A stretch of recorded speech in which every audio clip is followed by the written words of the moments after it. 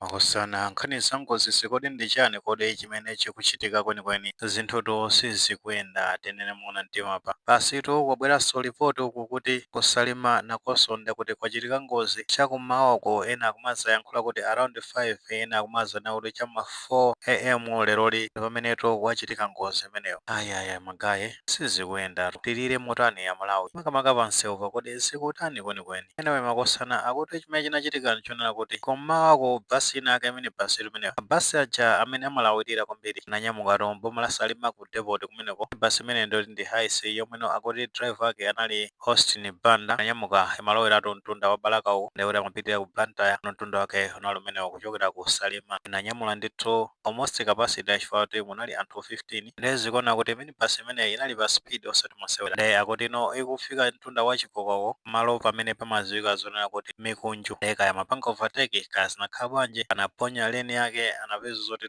kaumbana ndi kathutani kenaka kuti nakonso kamabwera opposite direction ndeto after kuumbana ngozi yaketo sinali yachibwana zimene zikuthandiza zona kuti panali speed osati masewera tithaso kuona zithunzi za ngozi imeneyo zimene zikusera pasini pathupo inali ngozi ya serious thutani imeneyo imene yaphwanyikira pamenepo zotinso nkutuluka anthu amoyo pamenepo kuwanda kuti nzokayikitsa kwambiri kubweranso pamene basi muthaso kuona zithunzi zakezo zimene zikuonekera kutsogoloko chani ndi akuti no zinthu zake zosayenda makosana of course ndi kuti apolisi ali pa ground kuthamangathamanga kutolera data bwinobwino kuti kodi chinachitika chenicheni ndi chani kodi amapanga overtake pene wina wake anaponya lane yake ndipeza kuti akaumbana ndi nzake ndi akamaliza kutolera materials abwera kuzafotokoza bwinobwino makamaka pa namba ya anthu amene avulala kumene komanso anthu amene atisiya chifukwa ndi kuti pali ripoti limene losasimikizika ndi apolisiwo kuti anthu ena ake ndithudi atisiya pa ngozi imeneyi komano chabe figa ya anthu amene atisiya kamenanso avulala ndi kuti abwereno apolisi kuzasimikizira of course potengeranso ndi malipoti ena akunena zona kuti sofa anthu 9 ndi amene atisiya after ngozi imeneyo enawo ndi kuti athamangira nawo ku chipatala komano sanasimikize apolisi za anthu 9 amenewo nkhani zaketo zikufuta kufotokoza kodi tifotokoze mutani makosana pompano kuti makamba nkhani yokhuzana ndi ngozi ija inachitika pa 5 May 2026 yokhuza ndi basi imene imachoka ku dziko la South Africa ndi basi imeneyo ndi kuti yapanga claim miyoyo ya azibale athu okwanatu 17 omwe ena mwa iwo ndi kuti ndingati Martha Thompson komanso ali nafe chikuse anthu amenewo ndi kuti asimikizika kuti atisiya enawo ndi kuti materials ake sanabwere ndithu a Foreign Affairs kuzafotokoza kuti anthu ake ndi ndani amene atisiya komanso amene anavulala pa ngozi imeneyo ndi ndani ona kuti after ngozi imeneyo yachitika pafupi ndi boda Nyamapanda kuzabweranso ripoti kuti basi ya Munolama imene anyamuka konzuzuko dzulo limenelo kumapita ku South Africa yanyamula anthu mapassengers bwinobwino zoti nayonso basiyo yachitanso ngozi ndi kuti itafika bwinobwino usiku umene South Africa akuti ali munsewu wa N1 chaku Gauteng uko polisi ya Limpopo ndi imene inabwera kuzafotokoza kuti noli pa ground so kumeneko anali pa ground makamaka kuthamangathamanga kuona kuti anthu amene avulala ndangati nanga chenicheni chinachitika ndi chani titha kuonanso footage imene ikuyenda pasikini pa thupo amene zimapita zinthu zake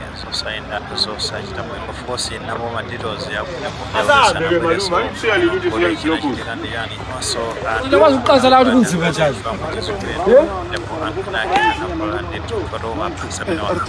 Speed osatemasewera kulengeraso ndi mtunda umene amakhala kuyenda so mutapanga male kuti ngozi zonsezi nthawi zambiri source yake kumakhala kuti overspeeding akumathamanga kwambiri ndiso kuti tione minibus imene nkhani yake ndi kuti ndi ya speed amathamanganso kwambiri fana khala zona kuti speed yake inali yomverera ndi kuti pa nthawi imene amana kuti khawaphunya lane khayakona kuti akukambana ndi nzake anakatha kupanga control bwinobwino kono ifa choti speed imakhala zoti yachuluka kwambiri china chake chikachitika amapeza zoti akanikanso kuti apange control zosalira zake ndi ngozi imene imapanga cost miyoyo ya anthu apa we're talking about anthu 17 amene apita ku ngozi yaku Nyamapanda ija then kumabweranso kani imene zonena kuti anthu ena ake atisiya ngati zingakhala zoti apanga confirm kuti ndi anthu 9 ndoti ndi chiwerengero cha anthu ochuluka kwambiri amene apita in space of 3 days zosayenda makosana sizokhala bwino pang'ono pomwe this is a wake up call kuti whether imakhala lapse ya judgment due to speeding komano we must demand better safety standards kuchoka kwa bus operators kuti no journey should cost